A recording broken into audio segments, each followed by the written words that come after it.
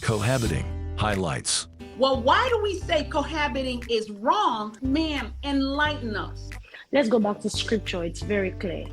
The word cohabiting is not used the same way people say, oh, there's no clear scripture where kissing is a sin.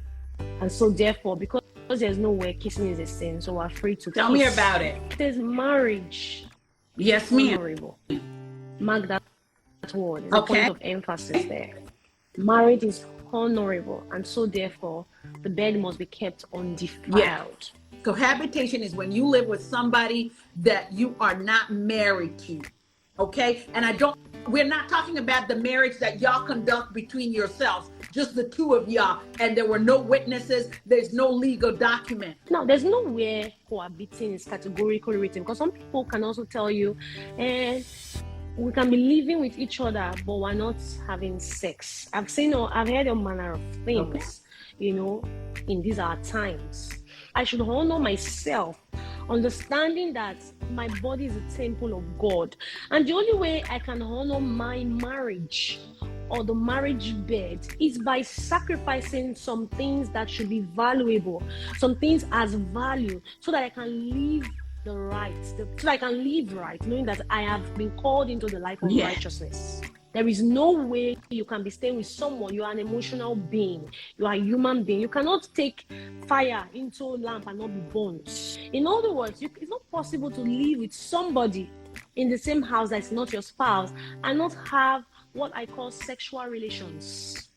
Some people have never experienced sexual intercourse, penetrative sex, but they have had dress sex. Tell me about it, man. They have smooshed. They have done touchings of all manner. Some people get to orgasm because we really need to be real and raw. Some people have gotten to orgasm without experiencing penetrative sex and they are virgins. Woo! It's not possible for you to live with a person that you are emotionally connected to and not have sexual relations. Yeah. Many people believe that when I live with a person, I will understand the person's habits more.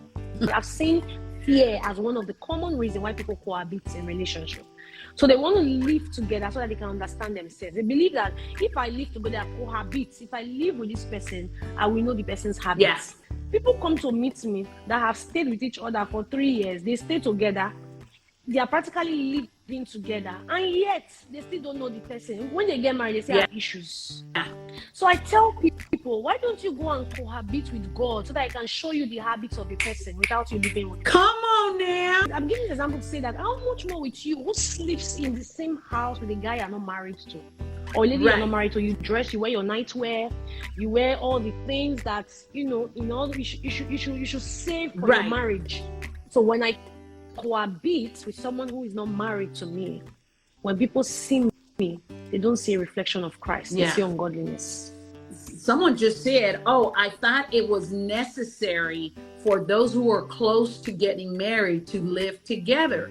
And I have to say, listen. Until you exchange vows, you're not married. Yeah. I was just going to say that. Until you're married, you're not married. Scripture can be broken. God will never tell you to do something that is contrary to what that has been stated in scripture. There is a difference between culture and scripture.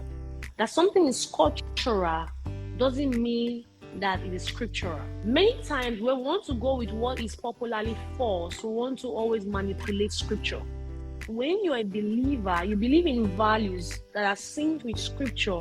And many times when you are firm with your values, you are singled out. You become an exceptional. You don't belong to the crowd.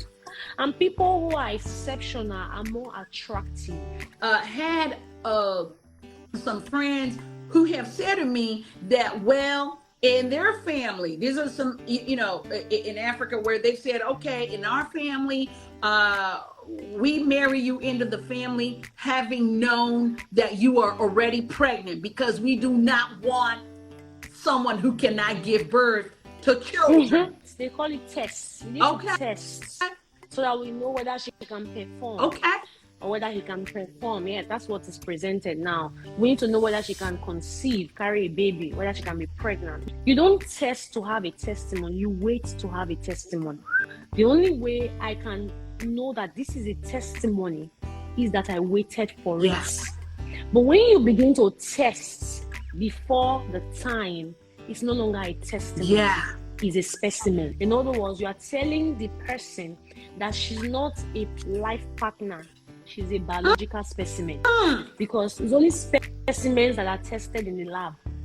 But if you actually marrying a life partner, is a partner you're marrying, you want to wait for the testimony. You don't test. You approve of the test. You are telling the man that you are a specimen.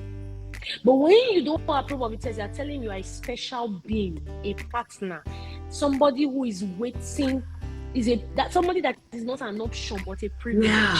That is why scripture says, all those that wait on the Lord, he shall renew their strength. They shall mount up with wings as eagles.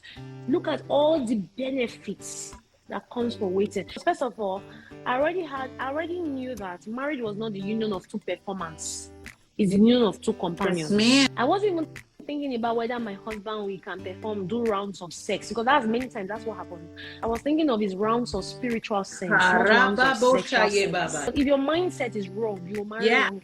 When you believe in God, you don't need to do any other thing. He brings the extra. I decided to push faith in front more than my flesh.